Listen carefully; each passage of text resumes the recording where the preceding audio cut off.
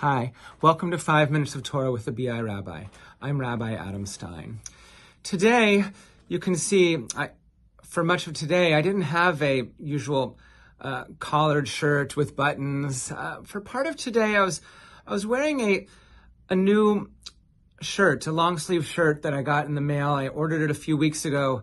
It's part of a fundraiser to help the family of a woman who was murdered on October 7th, 2023. You can see this shirt represents the spirit and the life of Adi Vital Kaplun. Her parents are Jackie and Yaron Vital. I heard them speak in Vancouver just recently, 3-4 weeks ago, and it was moving, powerful, very difficult. Yaron, the father of Adi, was really saved by her.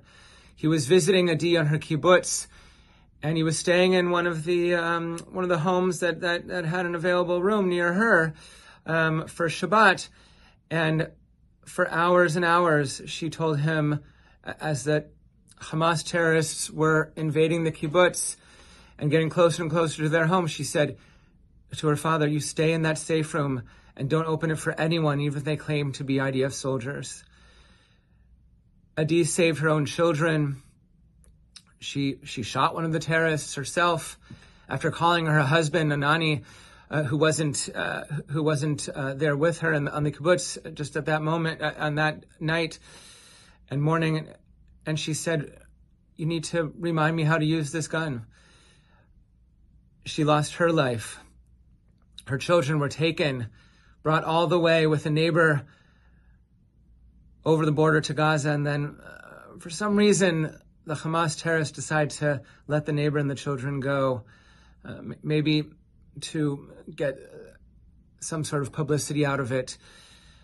Hearing this story and the story of her life, really, just what an amazing person she was so moving. And her mother Jackie moved to Israel decades ago from Ottawa. She's Canadian.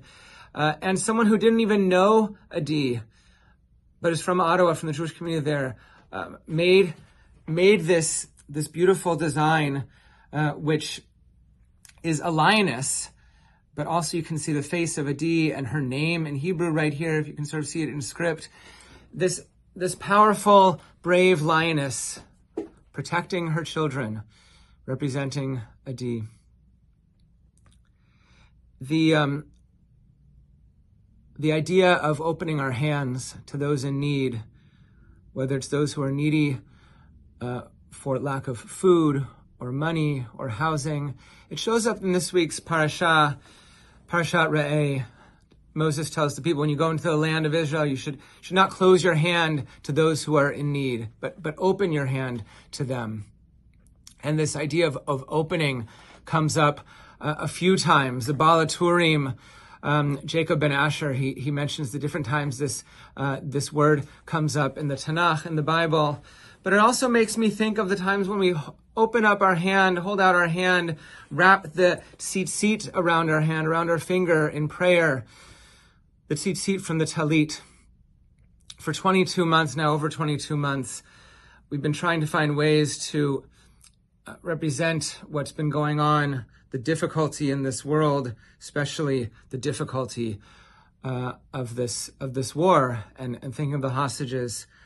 And I've been wrapping 3 tzitzit around my finger for these 22 months instead of the 4 that I've wrapped around my finger for all the rest of my life until recently. I hope and pray that one day soon I can go back to wrapping 4 tzitzit, representing the ingathering of Jews from around the world coming together. But for now, I still wrap 3, with one of them missing, thinking of the hostages still there and people like Adi who are not with us anymore. Shabbat Shalom.